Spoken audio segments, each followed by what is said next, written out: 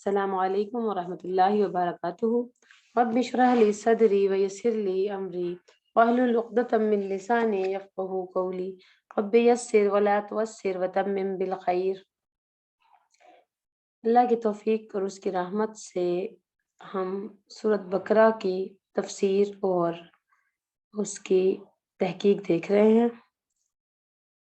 آج انشاءاللہ ہم آیت نمبر 8 سے آنورڈ دیکھیں گے کہ اللہ تبارک و تعالیٰ نے ہمارے لیے ان آیات میں کیا سبق رکھا ہے۔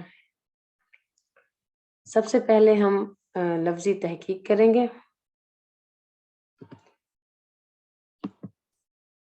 وَمِنَ النَّاسِ مَن يَقُولُ، و اور من سے، الناسی لوگ، ناس کا حروف اصلی نون حمزہ سین ہے۔ من یقولو، من پھر قول، یقولو قول سے ہے، کالا یقولو اقوال زرعی اسی سے بنتا ہے، قاف واو لام اس کے حروف اصلی ہیں، کاف حمزہ لام، کالا یقولو کاف واو لام، آمنا باللہ، آمنا آپ پہلے دیکھ چکے ہیں، حمزہ میم نون اس کے حروف اصلی ہیں، ایمان لانا تصدیق کرنا مان لینا کنفرم کرنا، امن بھی اسی سے نکلا ہے۔ باللہ، باللہ کا با علیحدہ ہے اور اللہ علیحدہ ہے، بھی حرف جارہ ہے جس نے اللہ کو کسرہ دی ساتھ اللہ کے، و اور وبالیوم الآخری اور 7 دن آخرت کے، دن آخرت آپ نے دیکھا ہے، یوم بھی آخر بھی، وما یہاں وا اور ماں، یہاں پر جو ماں آیا ہے حرف نفی کے طور پہ آیا ہے، اس ماں سے مطلب ہے نہیں اور نہیں۔ اس سے پہلے ہم لم اور لا دیکھ چکے ہیں، لم بھی حروف نہیں نفی میں ہے اور لا بھی۔ اب یہاں پر ماں، ہم وہ سب مومنین ایمان لانے والے، یہاں پر کا جو با ہے مومنین سے پہلے جو با لگا ہے وہ حرف زائدہ ہیں۔ عربی زبان کا اپنا ایک اسلوب ہے، اسلوب کسے کہتے ہیں؟ سٹائل کو کہتے ہیں۔ یہاں پر با زائدہ آیا ہے۔ عربی زبان میں کچھ الفاظ ایسے آتے ہیں جو زائدہ ہوتے ہیں، جن کے کوئی لفظی میننگ ہم نہیں نکالتے، اور یہ کس لیے آتے ہیں؟ ایمفسائز کرنے کے لیے، تاکید کے لیے۔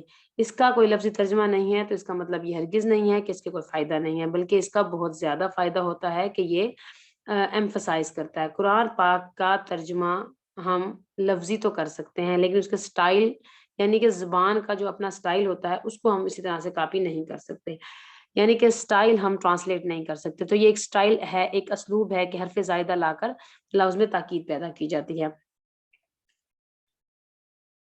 اسی لیے قرآن پاک کے ترجمے کے ساتھ یا کسی زبان کو سمجھنے کے لیے اس کی لینگویج کو سمجھنا بھی ضروری ہوتا ہے۔ اگلے لفظ ہے، اگلی آیت میں لفظ ہے یخادعون، یخادعون کا حروف اصلی ہے خا دال عین، اور یہ کس سے ہے؟ دھوکا، اسے کہتے ہیں یخادعون، خدا دھوکا دینے کو کہتے ہیں، چیٹ کرنے کو۔ اور آگے ہے یخادعون اللہ والذین آمنوا، اور دھوکا دیتے ہیں اللہ کو اور ان لوگوں کو جو ایمان لے آئے، وما یخدعون نہیں وہ دھوکا دیتے، الا انفسہم مگر وہ اپنی جانوں کو ہی دھوکا دیتے ہیں، وما یشعرون اس کا وہ شعور نہیں رکھتے۔ یہ بھی خدا یخدع سے ہے، اور یہ دوسرا ورڈ بھی ما خدع، خدع یہ بھی دھوکے سے ہے۔ اچھا، ان دونوں کے اندر آپ ورڈ کا دیکھ رہے ہیں تھوڑی سی سملیرٹی ہے اور تھوڑی سی پرابلم، یعنی یخادعون خا کے بعد الف زائدہ آیا ہوا ہے، یخادعون، تو اس کا مطلب یہ ہوتا ہے کہ اجتماعی طور پر دھوکا دینا، یعنی کہ پلاٹنگ کر کے، سازش کے بعد مل جل کر دھوکا، اجتماعی دھوکا یخادعون کہتے ہیں، تعاون کے ساتھ مل کر پلاٹنگ کے ساتھ سازشیں بنانے کے بعد دھوکا دینے کو کہتے ہیں یخادعون، اور یخدعون کہتے ہیں انفرادی دھوکا، یعنی کہ خود دھوکا دے دینا۔ تو ان کے میننگز میں فرق ہوتا ہے، جو حرف زائدہ جو ہوتے ہیں ان کے میننگز ہوتے ہیں الا مگر سوائے، انفسہم نفس سے ہے، نفس اور ہم وہ سب، نفس ان کی جانیں یعنی کہ دیم سیلف، اور شین آئین را یہ ہے شعر سے، شعر کہتے ہیں بال کو، اور یہاں پر شعور سے نکلا ہے، شعور ہم اردو میں بھی استعمال کرتے ہیں جاننے سمجھنے کے لیے، ایسا شعور جس میں باریکی بھی ہو اور جس میں کامن سینس بھی ہو، ٹھیک ہے۔ اور اس سے بعد اگلی آیت کو ہم دیکھتے ہیں. فی قلوبہم، فی یہاں پر پھر حرف جا رہا ہے، قلوبہم فا پس کے معنی میں آیا ہے، اور قلوب دلوں کو کہتے ہیں، ہم ان سب کے. مرض ہم اردو میں استعمال کرتے ہیں، بیماری کو کہتے ہیں مردن، بیماری میں. اب یہاں پر دیکھیں آگے لفظ ہے فزادہم، فا علیحدہ کر دیجیے، زا حمزہ دال زاد زیادہ ہونا ہم ان کا، تو ان کے دلوں میں بیماری ہے، فزادہم زیادہ کر دیا ان کی بیماری کو، اللہ نے مردن ان کی بیماری. اب یہاں پر بھی دو لفظ استعمال ہوئے ہیں، مردن اور مردن، تو ان کے مائننگ میں بھی ڈفرینٹ ہوگا. مرض کہتے ہیں بیماری کو، اور مردن کہتے ہیں بیماری میں ہونا. ٹھیک ہے. اور ان والا ہم وا اور حرف عطف لا پھر حرف جارہ ہم وہ سب، ان سب کے لیے عذاب عذاب ہے، علیم دردناک. علیم کسے کہتے ہیں؟ المناک، اسی لفظ سے نکلا ہے. علم کہتے ہیں درد کو، ایسا درد جس کی درد کی جو خطرناک ہو، مہلک ہو، شدت والا ہو، قوت والا ہو. اور آپ دیکھیں یہاں پر لفظ علیم آیا ہے. علیم کو ہم نے ایک دفعہ پہلے رحیم پہ ڈسکس کیا تھا. جو بھی ورڈ رحیم فعیل کے میننگ پہ آتے ہیں اس میں مسلسل اور کنٹینیوٹی پائی جاتی ہے. علیم کا مطلب ہے مسلسل، کانٹینیوشل، یعنی کہ بار بار. ایک دفعہ چوٹ لگتی ہے تو درد ہوتا ہے، لیکن مسلسل اس جگہ پر سوئیاں چبوئی جائیں یا مسلسل اس جگہ پہ تکلیف ہوتی رہے تو اس کو کہتے ہیں ایسا عذاب جو مسلسل ہو. علیم اس کے میننگ بھی آیا. اس طرح کے ہم کچھ لفظ پیچھے دیکھ چکے. عظیم بڑا بھی ہے اور مسلسل بڑا، رحیم مسلسل رحم کرنے والا. اور جو بھی اس میننگ پہ اب عربی کا اسلوب یہ بھی ہے کہ جو ایک جیسے میننگز ہوتے ہیں ان کے اندر میننگ کی سملرٹی پائی جاتی ہے. اگر ہم اس وزن کے میننگ کو جان جائیں تو نیکسٹ ٹائم ہم اس کے مطلب کو بھی جان سکتے ہیں. نان سٹاپ پین کو کہتے ہیں عذاب علیم، اور بہت زیادہ اور مسلسل پین. عظیم بما کانو، اچھا کیا وجہ تھی. اب یہ بھی آپ یاد رکھیے گا کہ جو فعیل ہے اور ہے یہ مبالغے کے صیغے ہیں. مبالغے کہتے ہیں شدت بیان کرنے کے لیے. جو عربک ہے ایک سائنٹیفک لینگویج ہے، اس کے وزن کے، اس کے سٹائل کے، اس کے حروف زائدہ کے پراپر ایک میننگز ہوتے ہیں، بیسک میننگ ہوتے ہیں. جب ہم اس سے جڑنے لگ جائیں گے تو انشاءاللہ ہم اس کی بیسکس بھی جان جائیں گے. بالکل اسی طرح جس طرح ہم کسی اور ملک میں جا کر بستے ہیں تو ایک دم آپ کو ان کی لینگویج سمجھ میں نہیں آتی ہے، لیکن وقت کے ساتھ ساتھ آپ ان کے انداز کو، ان کے سٹائل کو، ان کی باڈی لینگویج کو سمجھنے لگتے ہیں. اس کے بعد آپ کو ان کی لینگویج بھی ظاہر ہے سمجھ آنے لگے. جب ہم قرآن سے جڑیں گے اور اس کے ساتھ چلتے رہیں گے تو انشاءاللہ ہمیں ان کی لینگویج بھی سمجھ آنے لگے گی اور سٹائل بھی ہم سمجھ لیں گے. تو لینگویج تفسیرات تو آپ دیکھتے ہیں قرآن کتابوں میں بہت ساری ہیں، نیٹ پہ بہت سی پڑھی ہیں، آڈیوز بھی پڑھی ہیں. جو ورڈ ٹو ورڈ سیکھنے کا اور کنٹراڈکشن کا مطلب یہ ہوتا ہے کہ ہم صرف تفسیر نہ کریں بلکہ ہم اس لینگویج سے آشنا ہو جائیں. تو تفسیر بیسیکلی انسانوں کی بنائی ہوئی ہے، قرآن اللہ کا ہے. تو ہم نے کس سے جڑنا ہے؟ قرآن سے جڑنا ہے. کچھ ہم علماء کی مدد تو ضرور لیں گے، لیتے بھی ہیں اور کرتے بھی اسی طریقے سے ہیں، لیکن آپ نے کوشش یہ کرنی ہے کہ آپ کا خود انٹریکشن، خود تعلق قائم ہو جائے اس زبان سے، اللہ تعالیٰ سے، ان الفاظ کے ساتھ. ٹھیک ہے. اور تفسیر کہیں گے جو آپ کے دل پر اترے گا، جو آیت آپ کے دل پر آپ کے لیے اترے گی اس کو ہم تفسیر کہیں گے. اچھا جی، اب ہم تھوڑا سا اس کے بارے میں دیکھیں گے. وجہ کیا تھی، سبب کیا بتایا. یہاں پر جو با ہے یہ بھی زائدہ ہے. اس با میننگ زائدہ نہیں ہے، یہ آیا ہے سبب، بوجہ. اس کے کیا وجہ کیا تھی. با کا مطلب ہے سبب، بوجہ. کانو تھے وہ لوگ، یکذبون کیا کرتے، کذب کرتے. کاف زال با کذب جھوٹ سے آتا ہے، کذبا جھوٹ. اور آپ ایسے الفاظ جن کے شروع میں یا آئے اور آخر میں واو نون آئے، اس کے بارے میں تھوڑی سی تفصیل میں بتاؤں گی، یہ آپ سمجھ لیجئے. جن الفاظوں کے آگے یا آ جائے اور اس سے آگے واو نون آ جائے ان کے بارے میں آپ نے سمجھ لینا ہے. یہ جمع کے صیغے ہیں. یومن جیسے ہم نے سب سے پہلے پڑھا تھا یؤمنون، یا ہٹائیے، واو نون ہٹائیے، حمزہ میم نون حروف اصلی نکل آئے. اور اسی طرح سے آیت نمبر آگے ہم نے آیت نمبر 3 میں سے آگے پڑھا تھا ینفقون، پھر ہم نے پڑھا یؤمنون، پھر ہم نے پڑھا یوقنون، پھر ہم نے پڑھا یخادعون، یخدعون، یشعرون، یکذبون. اور اس کے آگے ہم پڑھیں گے مسلحون اور اسی طرح سے. اور اچھا، دو باتیں ہیں.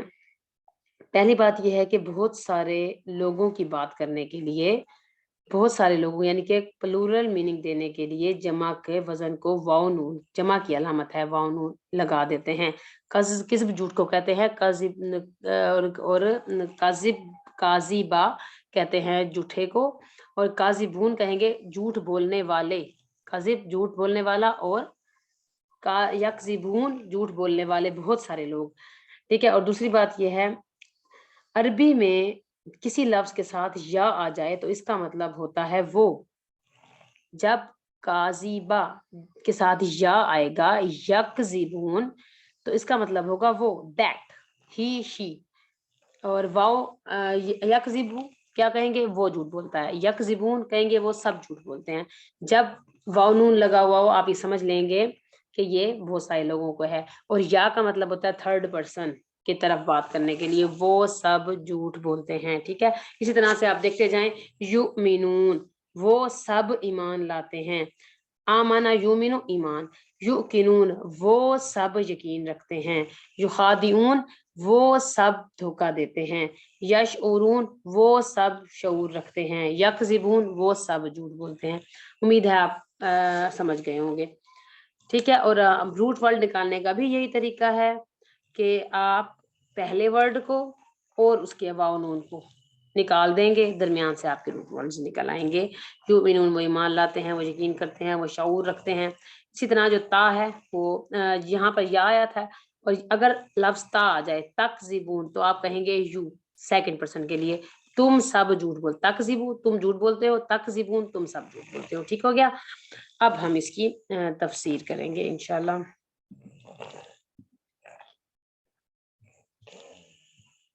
सूरत फातिहा में हमने 3 तरह के लोगों का हाल पढ़ा। अन अमता अलैहिम, जिन पर अल्लाह का इनाम किया गया। सूरत बकरा में हमने इसकी डिटेल देखी, हमने पढ़ा कि वो कौन है, वो मुत्तकीन है। ज़ालिकल किताबु ला रैब फीह हुदल लिल मुत्तकीन, वो कौन है, वो मुत्तकीन है जिनके सिफात आगाज में हम पढ़ चुके हैं।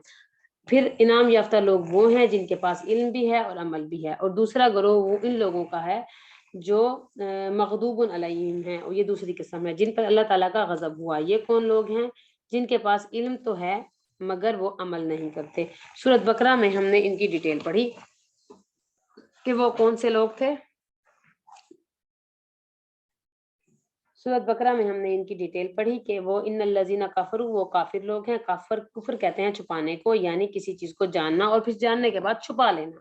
ठीक है। तो ये क्या मालूम होता है हमें कि इस पर यकीन और अमल ना करने वाले। अब थर्ड कैटेगरी है, तीसरी किस्म के वो लोग हैं जो अद्दौलीन है, भटके हुए हैं, जिनके पास हिदायत नहीं, इल्म है न अमल है। बाजुकात इल्म होता है मगर हिदायत की तौफीक नहीं होती, हिदायत इल्मी तो होती है मगर अमली नहीं होती, तो वहां वो भटक जाते हैं, वो रास्ता खो देते हैं, और ऐसे लोग हिदायत नहीं पाते। इन आयत में शुरू से लेकर आयत नंबर 16 तक हम देखेंगे कि इन्हीं लोगों का जिक्र है। अब देखिए, दौलीन हमने पढ़ा, गुमराह होने वाले। और सूरत आयत नंबर 16 के एंड के अंदर क्या लिखा है, मा कानू मुहतदीन, वो हिदायत नहीं पाएंगे।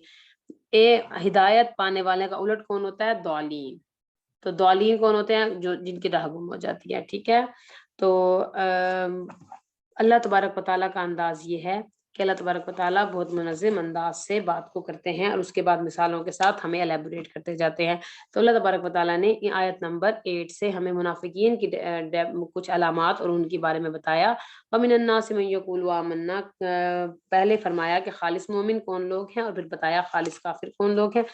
अब तीसरी कैटेगरी जो कि ना तो मोमिन है और बल्कि ना ही काफिर, जो कि उनके दरमियान है।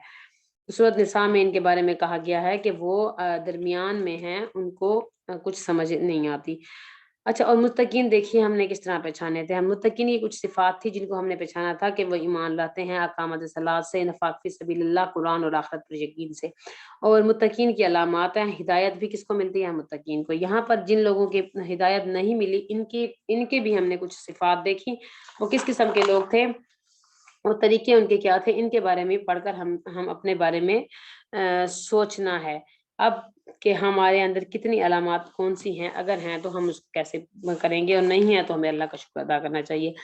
ہم نے یہ دیکھنا ہے کہ ہم کس گروہ میں شامل ہوتے ہیں اور کس میں ہمارا شمار ہوتا ہے اور ہمارے اندر کیا کیا خامیاں ہیں، کیا متقین والی صفات ہیں ہمارے اندر یا پھر نہیں۔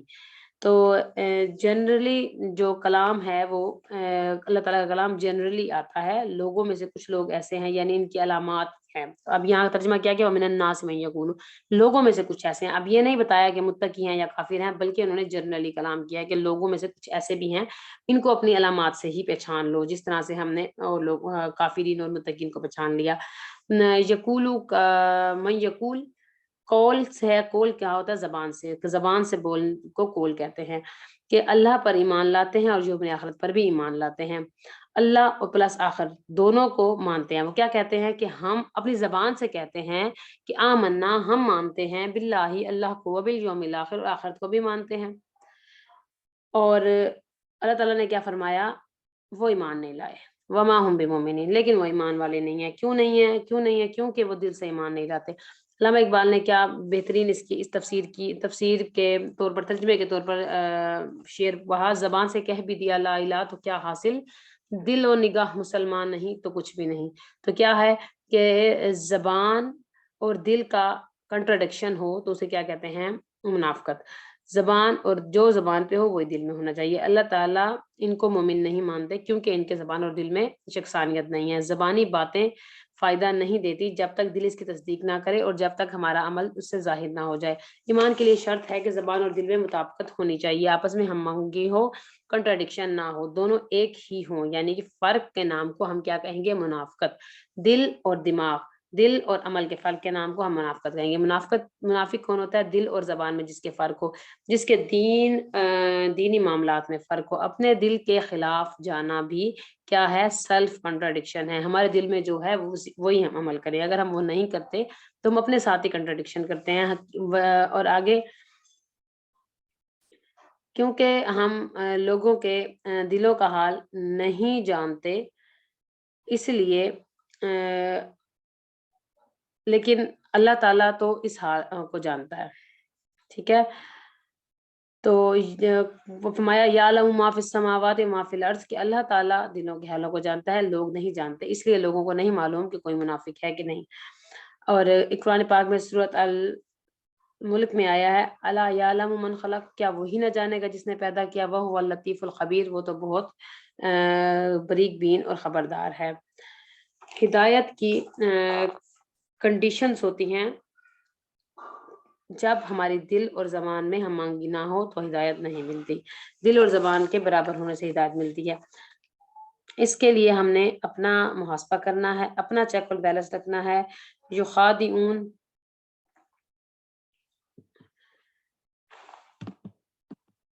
یخادعون اللہ، یخادعون کہتے ہیں دھوکے کو، چیٹنگ کو، کچھ کہنا کچھ اور کرنا کچھ مطلب دوسروں کے سامنے اپنی حقیقت واضح نہ کرنا، دوسروں کو اندھیرے میں رکھنا اور کنٹراڈکشن میں رہنا۔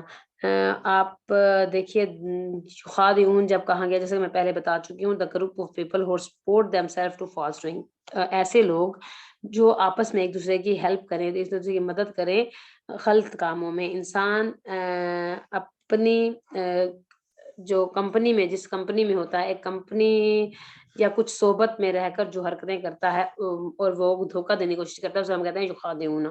تو اس سے ہمیں کیا سمجھ میں آتا ہے؟ اس بات سے کہ انسان کا کمپنی پر اثر ہوتا ہے، انفلوئنس ہوتا ہے، وہ بننے لگتا ہے جیسے اس کے آس پاس کے لوگ ہوتے ہیں، جیسے آس پاس کے لوگ ہوتے ہیں وہ اس کے ایکشن ویسے ہوتے ہیں۔ اور اسلام کا اظہار کیا ہے دل میں؟ اسلام کے لیے، اسلام مزابانی اظہار کرنا کہ ہم مسلمان ہیں، اور دل میں اس کے لیے نفرت رکھنا اور دھوکے میں رکھنا اپنے آپ کو اور ایمان والوں کو بھی ان کے سامنے، اور سچے مومن بنے ہوتے ہیں، یعنی کہ ایمان والوں کے سامنے اپنے آپ کو سچے مومن بناتے ہیں۔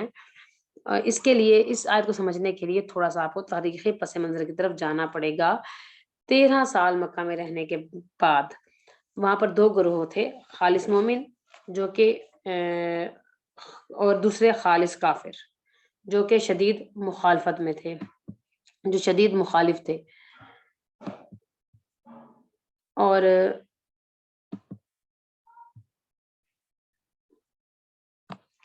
یہاں جب مدینے میں آئے تو چند مومن اور متقی لوگوں کو لیکر جب مدینہ میں پہنچے تو دو گروہوں کے بعد ایک تیسرا گروہ وجود میں آیا۔ مدینے میں آپ دیکھتے ہیں جنگ بدر ہوئی اور مسلمانوں کو بہت قابل قدر فتح ہوئی۔ مسلمانوں کی حکومت کا آغاز ہوا، مسلمانوں کو غزوہ بدر سے مال غنیمت ملا، عزت ملی، شان و شوکت ملی، حکومت ملی۔ اب مال کی محبت میں گرفتار چند لوگ جن کو اپنا مفاد اور محبت تھی لوگ چیزوں سے، مال سے، ان کو اپنے انجام سے خطرہ ہوا۔ وہ ڈرے کہ اسلام قبول کرنے کے بارے میں سوچنے لگے، کیونکہ وہ ڈر گئے مسلمانوں کی جاہ و جلال سے۔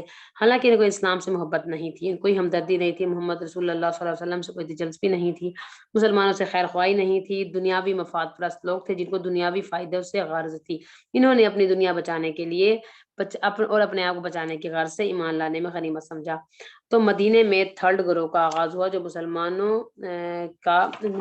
کا لبادہ اڑے ہوئے لوگ تھے، مگر ان کے دل مسلمان نہیں تھے۔ دھوکہ کیا ہے؟ دھوکہ یہ ہے کہ اسلام کا اظہار کر کے وہ فائدہ اٹھانا چاہتے تھے جو مسلمانوں کو ہونے والا تھا۔ مسلمانوں کو جو فائدہ ہونے والا تھا وہ یہ چاہتے تھے کہ ہمیں وہ فائدے حاصل ہو جائیں، اس لیے وہ چاہتے تھے کہ وہ مسلمان ہو جائیں۔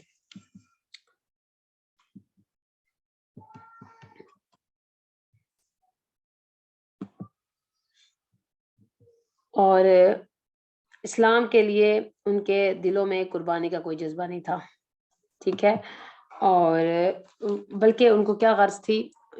مسلمانوں کی شان و شوکت سے غرض تھی۔ وہ مسلمانوں کی شان و شوکت کے پیچھے بھاگتے تھے اور وہ اسے فائدہ اٹھانا چاہتے۔ ایسے لوگ ہر دور میں موجود ہوتے ہیں جو ہر چڑھتے سورج کے ساتھ دیتے ہیں۔ مفاد پرست، مفاد کے بندے، مطلب پرست لوگ اپنے ہی مطلب کے فائدے ملنے کی طرف ہر کسی کی خوشامد کرنے والے۔ اب دیکھیے ہمارے ارد گرد بھی ایسے لوگ ہیں جو خوشامد کرتے ہیں، اور وہ ہر اس کی خوشامد کرے گا جہاں اس کو فائدہ ہوگا، اور باقیوں کو وہ دھوکہ دے گا۔ تو منافق کی یہ نشانی ہے۔ منافق کی علامت کیا ہے؟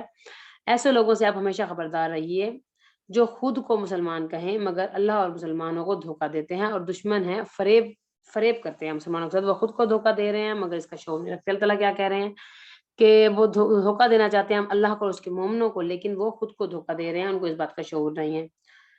اور اس آیت سے ہمیں کیا بات سمجھ میں آتی ہے؟ جو کسی کے لیے گھڑا کھودتا ہے وہ خود اس میں گرتا ہے۔ اور سورۃ فاطر آیت نمبر 43 میں آیا ولا یحیق المکر سیئ الا باہر، مطلب بری چال چلنے والا اس کی چال اس کے اوپر پڑ جاتی ہے، یعنی کہ سچے مومن کو منافق دھوکہ نہیں دے سکتا، وہ وار اسی پر ہی پڑ جاتا ہے۔ تو غلط کام کرنے والوں کا نور بصیرت چھن جاتا ہے۔ دیکھیں یہاں پر لکھا ہوا ہے وما یشعرون۔ دوسری بات ہمیں اس آیت کی کیا سمجھ میں آئی کہ جو دھوکہ دینے والے لوگ ہوتے ہیں، جو غلط کام کرنے والے لوگ ہوتے ہیں، ایک تو ان کا نور بصیرت ختم ہو جاتا ہے، وہ سمجھ نہیں سکتے، ان سے سمجھ چھن جاتی ہے، عقل ماری جاتی ہے ان کی۔ تو اللہ تعالیٰ ان کا مزید کھول کر حال بیان کر رہا ہے کہ اب کیسا پتہ چلے وہ کون لوگ ہیں۔ اب اللہ تعالیٰ کی ان باتوں سے ہمیں یہ سمجھ میں آیا ایسے لوگ موجود ہوتے ہیں دنیا میں، تو ہمیں کیسے پتہ چلے گا وہ کون ہے؟ تو فرمایا ان کی علامات سے انہیں پہچانو۔ کیا علامات ہیں؟ قول و فعل میں تضاد، کہتے کچھ اور کرتے کچھ ہیں، اور خوشامد زیادہ مگر کام کے۔ آپ دیکھیے کچھ لوگ ایسے ہوتے ہیں جو آپ کی بہت خوشامد کریں گے، جو آپ خوشامد کریں گے آپ فوراً اس کے بارے میں خبردار ہو جائیے کہ خوشامد زیادہ کریں گے مگر جب کام کا ٹائم آئے گا تو وہ ان سے آپ کے پاس نہیں آئیں گے، تو ان سے دھوکہ مت کھائیے۔ اور اس کا طریقہ یہ نہیں ہے کہ آپ ان کی برائیاں کریں یا انہیں بدنام کریں، اس کا طریقہ یہ ہے کہ مسلمان کو خود محتاط رہنا چاہیے۔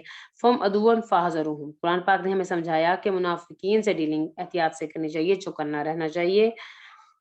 جو منہ پر بہترین رویہ رکھیں اور پیچھے آپ کی برائیاں کریں ان کے بارے میں آپ خبردار رہیے۔ منافقت کبھی بھی چھپی نہیں رہتی، جو آپ کے ساتھ برا سلوک کرے وہ فوراً ظاہر ہو جاتا ہے۔ تو ہمیں بتایا گیا ہے جب آپ عارض الجاہلین، جو جاہلوں سے آپ بات کریں تو آپ اعراض کریں اور احتیاط کریں۔ مزید اگلی آیت میں منافقین کے دلوں کا حال بیان کیا گیا ہے۔ فی قلوبہم مرض، ان کے دل میں کیا ہے، کیا وجہ ہے ان کی؟ ان کے دلوں میں بیماری ہے۔ بیماری کون سی؟ شک کی بیماری۔ کون سی؟ منافقت کی بیماری، نفاق کی بیماری۔ دل میں جب دو چیزیں آ جائیں تو ایمان کو چاٹنے لگتی ہیں، ٹھیک ہے۔ شبہ اور شک، شہوات اور شبہات۔ شہوات کس کو کہتے ہیں؟ خواہشات کو، وشفل تھنکنگ کو، ہماری تمنائیں، آرزویں، ہماری ڈیمانڈنگز، دنیا کے معاملے میں لمبی چوڑی پلاننگ کیا کہلاتی ہے؟ شہوات۔ اور دوسری شبہات، شبہ کس کو کہتے ہیں؟ شک کو۔ دنیا کی محبت ہو اور دوسری طرف دین کے بارے میں شک ہو تو اس کو کہتے ہیں یہ ایمان کی بیماری. تو وہ شخص ایمان نہیں لا سکتا اور اس کے دل سے ایمان مٹنے لگ جاتا ہے. فزادہم اللہ، تو کیا کیا، پس کے میننگ میں آتا ہے زیادہ، زا حمزہ دال، سبب ان کے بیماری کا سبب کیا ہوا، زیادہ کیا اللہ تعالیٰ نے، ہم ان سب کی، اللہ نے مردن بیماری کو، اس کی بیماری کو زیادہ کر دیا. مرض، جب دنیا زندگی میں بھی اگر مرض ہو اور جب اس کا علاج نہیں کیا جائے تو وہ مرض بڑھنے لگتا ہے، اور مرض کا علاج نہ کیا جائے تو وہ بڑھ جاتا ہے، اور پھر ایک وقت آتا ہے کہ وہ لا علاج ہو جاتا ہے. جب تک مرض کو ڈائگنوز کر کے اس کا علاج نہ کیا جائے تک وہ ڈینجرس رہتا ہے، اور اس کے بعد اگر وہ مسلسل چلتا رہے تو کیا ہو جاتا ہے، مہلک ہو جاتا ہے، ہلاک کرنے والا ہو جاتا ہے. انسان کے دل میں اگر کبھی بھی دین کے متعلق شک و شبہ پائے، مومن کبھی بھی انسان دل میں دین کے متعلق شک و شبہ پائے تو کیا کرے، اس کا علاج کروائے. اللہ اور آخرت اور قرآن، اللہ کے بارے میں شک، آخرت کے بارے میں شک، قرآن کے بارے میں شک ذرا بھی آ جائے تو کیا کرنا چاہیے، اس کا علاج کروانا چاہیے. علاج نہ کیا تو کیا ہو جائے گا، بڑھ جائے گا، اور اس سے کیا ہوگا کہ نقصان ہوگا، آخرت میں بھی نقصان اٹھانا پڑے گا اور دنیا میں بھی. اور علاج کہاں سے کیا جائے، علاج کے لیے ہمیں علم لینا پڑے گا، علم یقینی، اپنی صلاحیتوں کا استعمال بہتر طریقے سے کر کے علم یقینی کی طرف جانا پڑے گا. اور دوسری اس کی علاج کا طریقہ کیا ہے، صحبت صالحین. جب ہماری کمپنی اچھی ہوتی ہے تو ہمارے اعمال خود بخود بدلنے لگتے ہیں، اور جب ہم دیکھتے ہیں کچھ لوگ کتنا اچھا عمل کر رہے ہیں تو ہمارے عمل کو تقویت ملتی ہے، تو ہمارا مرض جو ہے وہ کم ہو جاتا ہے. تو جب ہمیں اللہ کے بارے میں شک ہو تو ہمیں اس کے بارے میں علم لینا چاہیے. وَلَهُمْ عَذَابٌ عَظِيمٌ، تو ان کے لیے کیا ہے، پین ہے، منافقین کے لیے بدترین عذاب ہے، مسلسل عذاب ہے. اور منافقین کے بارے میں قرآن پاک میں ایک اور جگہ پہ آیا ہے، ان المنافقین درک الاسفل من النار، جو منافقین ہوں گے ان پہ سخت ترین عذاب اور مسلسل عذاب آئے گا، اور وہ جہنم کے سب سے نچلے گڑھے میں ہوگی. وجہ کیوں، کیسا کیوں ہوگا، بما کانو یکذبون، بس سبب اس کے جو تھے وہ جھوٹ بولتے. جھوٹ کس کو کہتے ہیں، خلاف کذب. کذب کسے کہتے ہیں، خلاف حقیقت بات، سچ کا اپوزٹ. صدق جو ہے وہ کذب کا الٹ ہے، اور صدق کا الٹ ہے کذب. صدق کیا ہوتا ہے، حقیقت کے مطابقت کے مطلب حالات کی مطابقت پر بات کرنا صدق کہلاتا ہے، اور حالات کے خلاف بات کرنا کذب کہلاتا ہے. یعنی کہ ریالٹی کو ایسے بتانا جیسے کہ وہ ہے، وہ صدق ہوگا، اور جب ہم اس کو ریالٹی کے خلاف بتائیں گے تو وہ کذب ہوگا. اور قرآن پاک میں یا احادیث میں منافقین کی علامت میں سے ایک علامت بتائی گئی ہے، اذا حدث کذب، جب وہ بات کرتا ہے تو وہ جھوٹ بولتا ہے. تو آیت منافقین کی مزید بھی اس طرح سے کچھ آیت میں 5 اور کچھ میں 3 آیات نشانیاں بتائی گئی ہیں. ان میں سے ایک جو مین نشانی ہے، جب وہ امانت دیتا ہے تو وہ خیانت کرتا ہے، جب بات کرتا ہے تو جھگڑا کرتا ہے، اور جیسا حدث کذب، اور جب وہ بات کرتا ہے تو وہ جھوٹ بولتا ہے. قول و فعل کو تضاد کو کہتے ہیں. کاذبین کون ہے، جھوٹے لوگ. فرسٹ صفت جو جھوٹ اور ایمان کی تصدیق کا نام ہے. سچ بولنا ایمان سچائی ہے، اور اس کا اپوزٹ ہے جھوٹ. بما کانوا یکذبون، تو اس کی آیت سے میں کیا سمجھ آئی، نمبر 1 اللہ کے عذاب سے بچنے کے لیے جھوٹ کو چھوڑنا ہوگا. دوسرا، مذاق میں بھی جھوٹ ہم نے نہیں بولنا. اکبر الکبائر میں ہے، اور کئی احادیث میں آیا ہے کہ جھوٹ اکبر الکبائر میں ہے، تو ہمیں وہ نہیں بولنا ہے. ایمان کے منافی ہے اور نقصان دہ عمل ہے، اور جھوٹ ہدایت کے راستے کی رکاوٹ ہے. اللہ کسی جھوٹے حد سے گزرنے والوں کو ہدایت نہیں دیتا. سورۃ المومن 28 میں آیا ہے. ایک دفعہ حضور کریم صلی اللہ علیہ وسلم سے پوچھا گیا کیا مومن بزدل ہو سکتا ہے، حضور کریم صلی اللہ علیہ وسلم نے فرمایا ہاں ہو سکتا ہے. پھر پوچھا گیا کیا مومن بخیل ہو سکتا ہے، نے کہا ہاں بالکل ہو سکتا ہے. جب پوچھا گیا کیا مومن جھوٹا ہو سکتا ہے، تو فرمایا نہیں، مومن جھوٹا نہیں ہو سکتا. اور ایک حدیث میں ہے کہ ایک دفعہ بتایا کہ نبی کے زمانے ایک صاحب بتا رہے تھے کہ نبی کے زمانے میں کوئی ایک بھی جھوٹ کہتا وہ منافق ہو جاتا، اور آج میں دیکھتا ہوں کہ تم میں سے کوئی اسی طرح کے 10 جھوٹ بولتا ہے پھر بھی وہ مومن کہلاتا ہے. یعنی کہ ہمیں جھوٹ بولنے سے ہم ایمان سے کفر کی طرف چلے جاتے ہیں. سچا مومن جو ہوتے ہیں ان کو جھوٹ چھوڑنا پڑتا ہے. کیوں؟ جھوٹ چھوڑنے کے لیے ہمیں ایک ہی بات کافی ہے، وَلَهُمْ عَذَابٌ علیم، جو جھوٹ بولتے ہیں ان کے لیے عذاب عظیم ہے. وَلَنَزِيدَنَّكُمْ إِلَّا عَذَابًا، اور فرمایا گیا کہ عذاب قیامت میں جب عذاب ہوگا تو وہ بڑھتا جائے گا، کم نہیں ہوگا. تو ہمیں کیا کرنا ہے، کم سے کم ہمیں اپنی زندگی سے جھوٹ کو آؤٹ کرنا ہے، کیونکہ جھوٹ ہمارے ایمان کو کھا جاتا ہے. مذاق میں جھوٹ بولنا، جھوٹے وعدے کرنا، جھوٹی خوشامد کرنا، مبالغہ آرائی کرنا، مفاد پرستی کے لیے ہم اس طرح کی باتیں کرتے ہیں. کبھی کوئی ہمیں زیادہ دل میں پسند نہیں آتا تو ہم جھوٹ بولتے ہیں، یا پھر ہم ذرا تھوڑی سی خوشامد کر دیتے ہیں. تو غلط بیانی نہیں کرنی ہے. ہمیں کسی کو خوش کرنے کے لیے کبھی بھی جھوٹ نہیں بولنا ہے کہ وہ چاہے وہ خوش ہو جانا ہو. ٹھیک ہے. وآخر دعوانا الحمد للہ رب العالمین وسلام علی المرسلین، اما بعد فاعوذ باللہ من الشیطان الرجیم. ہاں جی، اب آپ لوگ سوالات بھی کر سکتے ہیں اپنے. جی، آپ کے پاس کوئی کوشچنز ہیں تو آپ کوشچنز کیجئے اس کے بارے میں جو ہم نے آج پڑھا ہے. ٹھیک ہے.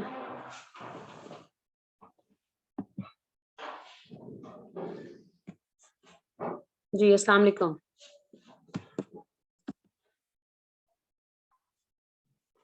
آپ لوگوں کے پاس کوئی کوشچنز نہیں ہیں؟